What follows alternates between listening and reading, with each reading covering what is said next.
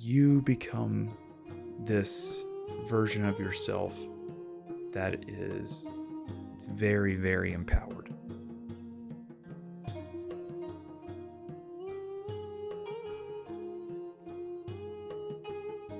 Emotional validation is something that we aren't taught in schools, you aren't taught in college specifically, and there's no guidebook to life that's given you at a certain age to be like, oh, here's all the mysteries revealed.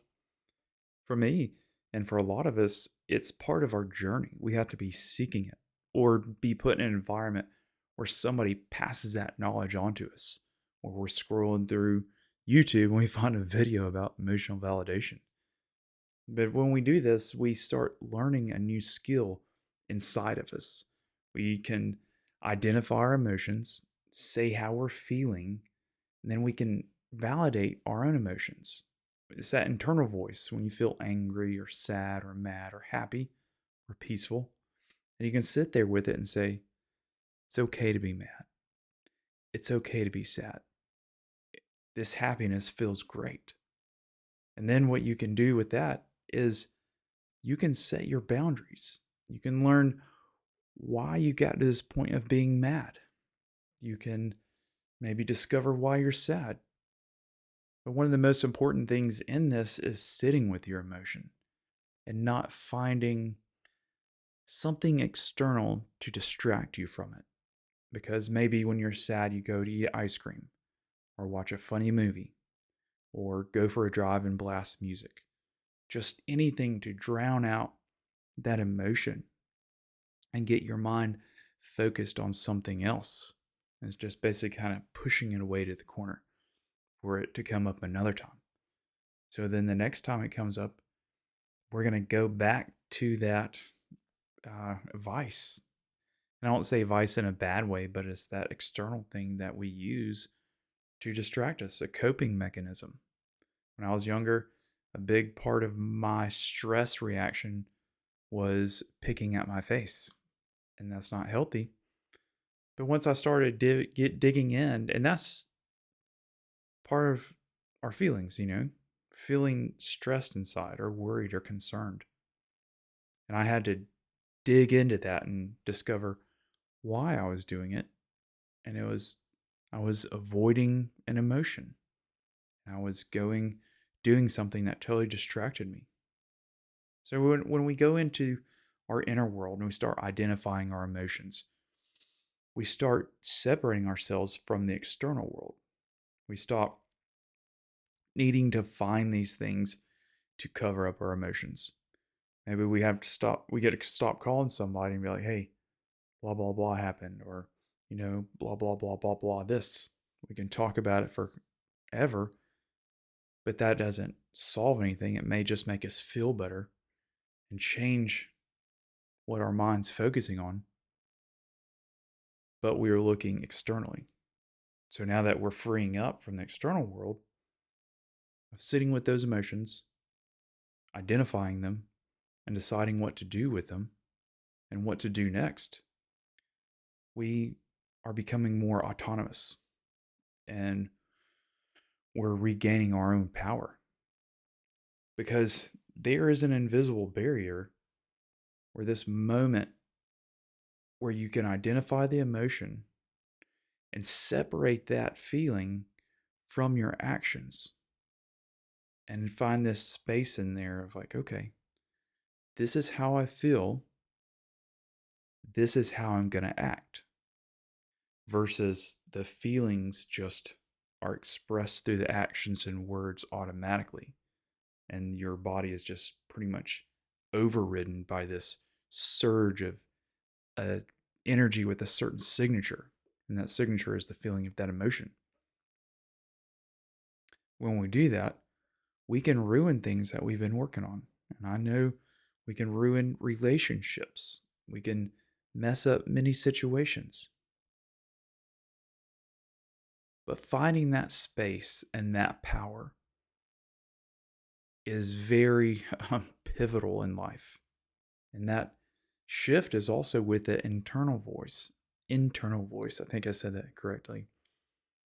Of talking to ourselves in a loving, kind way about our emotions and just being in the moment, feeling it, and saying to ourselves, it is okay to feel this. This is part of the human experience. And then identify, hey, maybe this person did this to me. And you know what? It's only natural to get mad at this, but I'm going to choose how I react. And that reaction could just be setting up boundaries, clearly stating, I no longer want this interaction, or I will not trust you, or I'm going to not have any more communication for the fact that I do not like this thing that happened. And for my own well being, I'm not going to interact anymore.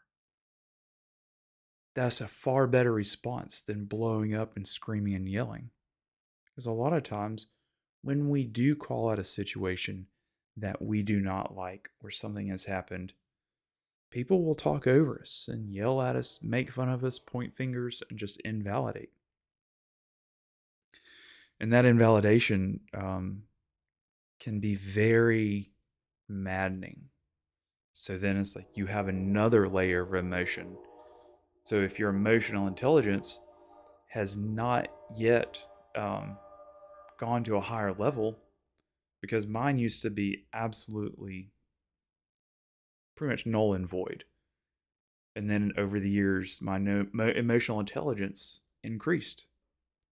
So if your emotional intelligence is low, somebody upsets you for what they did, then they invalidate you, they're triggering anger and frustration.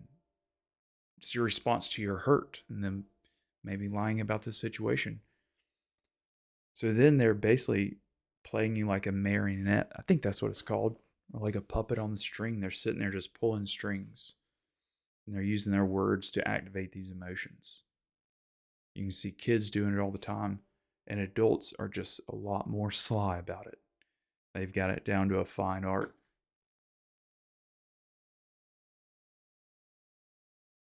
But what's so cool about that, changing that inner voice, talking to yourself in a kind way, and becoming autonomous, not needing any external validation because you can validate them on your own. And when you do that, you become this version of yourself that is very, very empowered. Because there's so many things in this world that we can seek for that emotional validation. So when you go through this process of choosing to identify your emotions, choosing to sit with them, you can start breaking away from these coping mechanisms in a very loving manner. And here's a phrase that I like to use: this no longer serves me.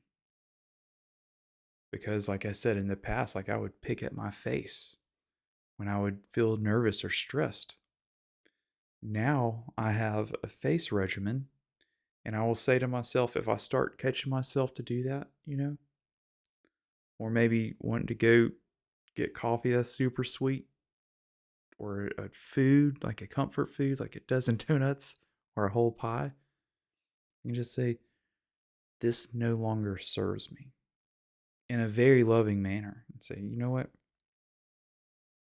This is not needed and not necessary. There's a better way to conduct myself in these moments with emotions. And when you change that inner dialogue, you start identifying your emotions, you start sitting with them, you start detaching from these external crutches to distract you from your emotions. You stop having to need to call somebody and talk about these things.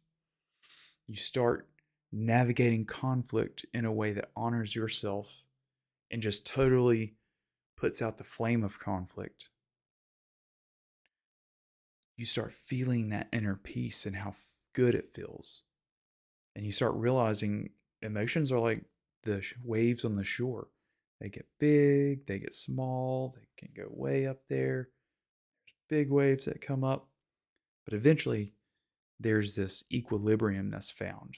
It's kind of this medium place where they're always hanging out. It's like the close spot. They always get there eventually. And that's the way your emotions are. We are meant to feel emotions, though we are not supposed to let them override our actions. So as your emotional intelligence is building and building and growing, and you're detaching and detaching, you start wanting to make other people feel this on the inside. You're like, oh man, wait, I want to validate their emotions. I want to ask them how they're doing on the inside. I want to say words that make them feel good. I want to be the best I can to make their inner world feel good and to validate it. And you start building these invisible bridges that you cannot see, but it's like connecting to their soul and their inner world that maybe 90% of the people in their life, 99% people in their life ignore. And you maybe ask them, how are you doing? Oh, well, I got my car fixed. It rained, I didn't enjoy that. And I have a lot of extra work, and uh, I got this project done. I'm watching my TV shows. I'm doing pretty good. That's all the external world. It has nothing to do with how good you're doing. But when you ask somebody, hey, how are you doing internally? How are you feeling? What's going on in there? How's your mind doing? What's your inner voice like? And you say it in a humble way, not in an arrogant way. But you're opening that door for them to be like, somebody cares and they want to know what's going on in here. And then they're like, man, this is awesome. And they get locked in. Not locked in a bad way, but they're like, this person I can trust because the inner world is sacred ground. It truly is. When somebody shares that, it's important not to stomp all over it and to treat it as sacred.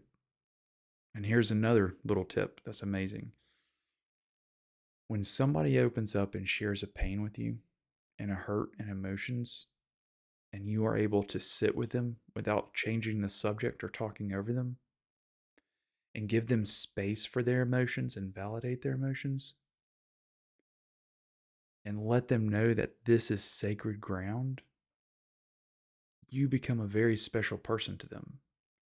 And that helps them process what they might be talking about.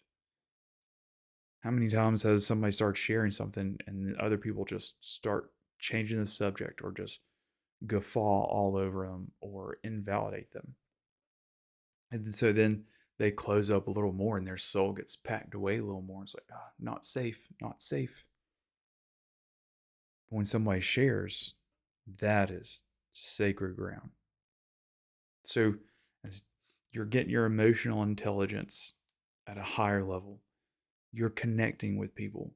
You're becoming detached from your coping mechanisms. You're elevating as a human. You're maturing. You're becoming that solid oak that can weather storms. And you're changing the course of history. And that may sound like a big statement, but let's say you come from a family that has no clue about any of that. They don't know how to truly care and reach out and like connect to the heart. Well, now you're learning and you're going to pass that on. That's powerful. And the people that you interact with are going to feel your presence and they are going to want to spread that as well. Because a bad attitude, gossip, and all that garbage is like poison and it spreads very fast. People like talking about other people. But what spreads a little slower is that goodness, that smile, that kindness, that small conversation with somebody in passing and treating them as a human and not just a switch. You know what I mean? Or like a button. You do this job, here's information, do this. But like, hey, I see you, you're seen, you're heard. That spreads as well. That is something that lights somebody's day up. And that comes, I truly believe, from emotional intelligence and you identifying that person as a soul. They're not their ego, they're not their clothes, they're not their stuff. They're a soul in a body. And when you acknowledge that, there's this little light that goes on inside them. Same when you acknowledge yourself as a soul in your body, a little light goes off in you. So, if you like this at all or is encouraging, like and subscribe. Leave a comment below if you're down for that. But really, if you watched this far, please like and subscribe. I'm really trying to grow this channel. I've been working on it for about 2 years, and your support would be greatly appreciated. And I really hope this information that I shared has helped you. I'm not a guru. I am just a man that's been on a very interesting journey, and I have learned a lot. And now I want to share it. So that's the end of this video on emotional validation. Emotional validation. Sound like I said that wrong, but I probably did. Roadhouse, spiritual hard.